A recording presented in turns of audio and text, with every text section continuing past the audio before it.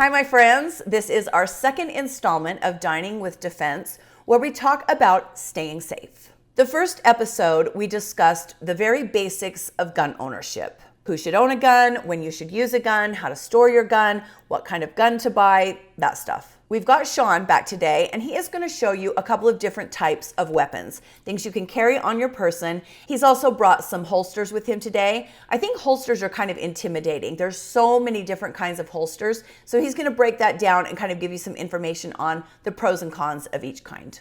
Again, I am not advocating for gun ownership. I am giving you options. Again, I own a gun. I've always owned a gun. I grew up with guns. I'm comfortable with them, and I shoot on a regular basis. If guns make you uncomfortable, don't own a gun. Gun ownership is a very personal decision, and it's all about what you're comfortable with and what makes you feel safe. So I'm going to turn it over to Shawn for a minute. There are two types. There are the revolver and the semi-automatic. Now, as far as what I recommend for people is really going to depend on the person. Like, how much time are you going to put into training? How familiar are you going to get with your gun? Or do you just want something that's basically point and click? So there is a difference.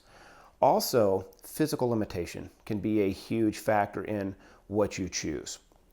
For semi-automatic weapons, it has parts that move. So every time I discharge the firearm, the slide is going to come all the way back. It ejects the spent casing, runs forward, and it actually pushes the new round into my chamber ready to fire. Because there are moving parts and things working here, we can have malfunctions. Now, there are three types of malfunctions with semi-automatic weapons. I can have a failure to fire. It goes click instead of bang. That can be a problem when I need it to go bang. And so the remedy is you have to tap your magazine and rack your slide. So if you don't have maybe the physical strength to pull this back and let it go, that could be a problem. Some people don't have that strength because of age or even because of an injury.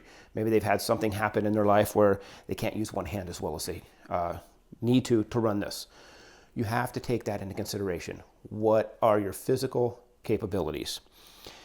With the semi-automatic, because you can have malfunctions, you need to have some training. You do have to be aware of the three types of malfunctions, how to identify them, and how to fix them quickly. Okay, so that is one thing. When you're considering a firearm, semi-automatics are awesome because they will hold more rounds than, say, a revolver. So you've got more available ammo to defeat the threat. However, you've got to be able to operate it and understand what its shortcomings are and fix any problems that may arise in the situation. Now, the revolver is great. Okay, this particular one is very lightweight. The downside is it only holds 5 rounds. The upside is it can't fail to extract. It can't have a stovepipe like the semi-automatics can have. The only thing that could happen here is it doesn't go bang when it's supposed to, in which case you just pull the trigger again. This is point and click. This is just like the mouse on a computer. It's point and click. It's really straightforward. There's no moving parts, so this can be fired from inside of clothing. I can have this in a hoodie pocket and shoot through my garment, and it won't have a malfunction because there's nothing moving, nothing where the slide has to reciprocate on here in order to feed the next round. If I get a shirt or a piece of fabric or something in that operation, it will render that operation incomplete, and then I have a problem. Revolvers are great for people who don't have the strength to pull the slide back. Okay, you literally just pull the trigger. Safety on the revolver is how hard it is to pull the trigger back. You know, some of them can be upwards of 10 pounds. That is your safety. It takes a long time for this to come all the way back, and it's fairly sturdy. So that is your safety feature. Semi-automatics can have different types of safeties. This particular one has a safety on it. This is a manual safety. So you would carry this if you're comfortable enough. If you have one in your chamber, the hammer has to be back and ready to go with the safety on. This requires just a little bit more training because as I am drawing the firearm, I have to operate that safety to make it so it will fire. That is something you have to get used to doing. You have to train that into your movement. That has to be part of your draw stroke. This is considered a striker fire weapon. So the firing pin, the spring, and everything is internal. It doesn't have the hammer. And this one does not have a safety on it either. So my safety is the trigger pull again. It's a little bit stiffer and a little bit longer pull than the one that had the thumb safety up here. And so that is where your safety feature is built in. This is my carry gun. I've got a lot of rounds through this. I've got a lot of time on trigger on this little guy. I know every little thing about it. When this comes out, under duress, I don't have to think. I just have to get on target. I let my training take over. I train very precisely every time to be very safe and to only engage when I need to engage. And so I don't really worry about the safeties at all. Your other safety on these is your rules of safety for firearms. Number one, we never point these at anything we are not willing to take the responsibility for destroying. Okay? We treat all weapons as if they are loaded, always.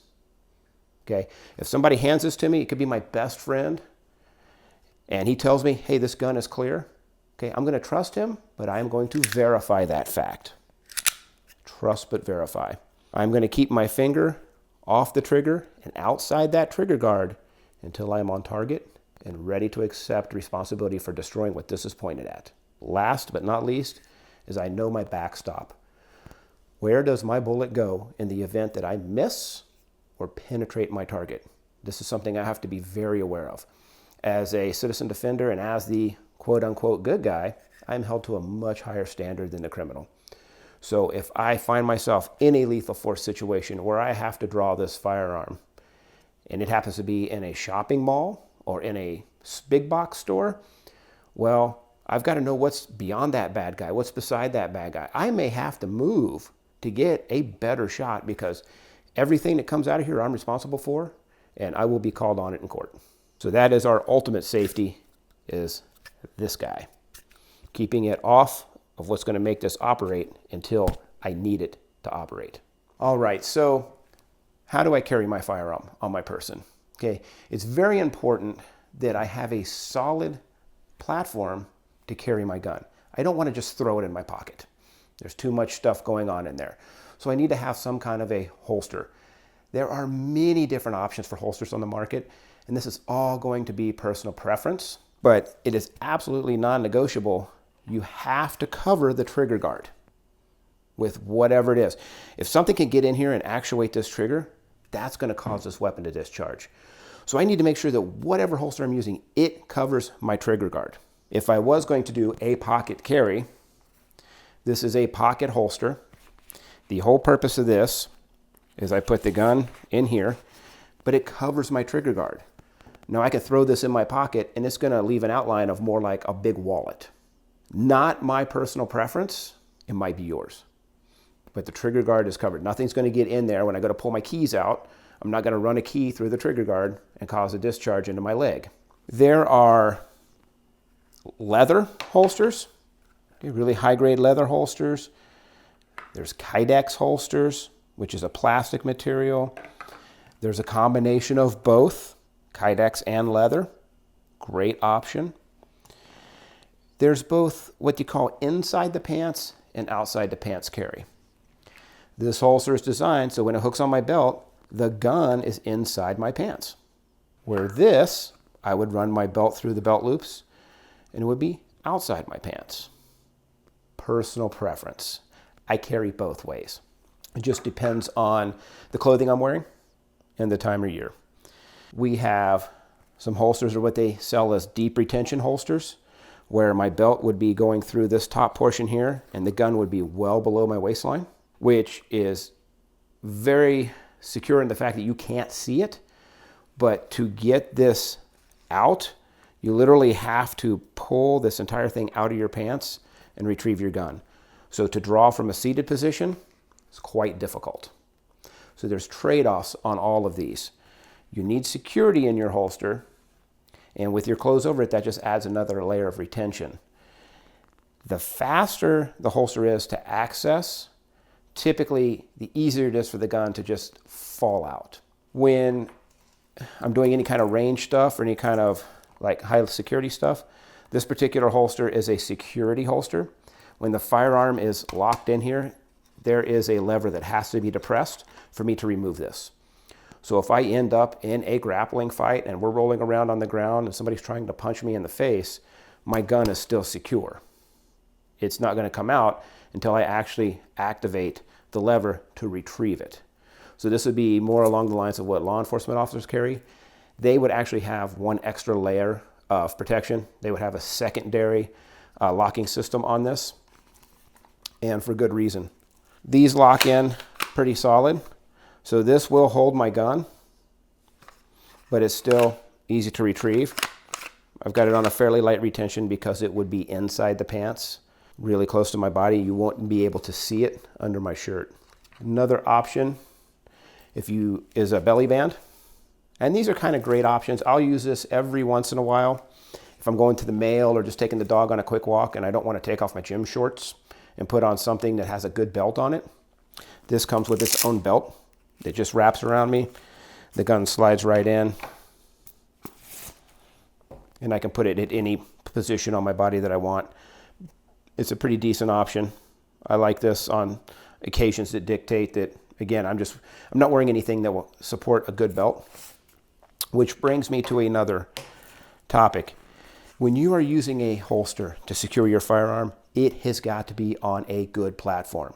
Either a solid leather belt. They make these belts specifically for carry. That this is very flexible this way, but it's very stiff on the edges. So trying to squeeze this in is very difficult. And this helps to hold any of the loops that might go on it. So it supports the firearm in a really good manner. So having a good belt and a good holster is, in my case, one of the most essential things you can do if you're going to carry.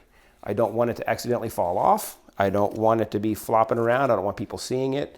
I don't want anybody to even know I have it. So having a good solid foundation and something that's going to cover my trigger guard and hold that weapon securely and firmly, but not so much that I can't retrieve it quickly, is really the key.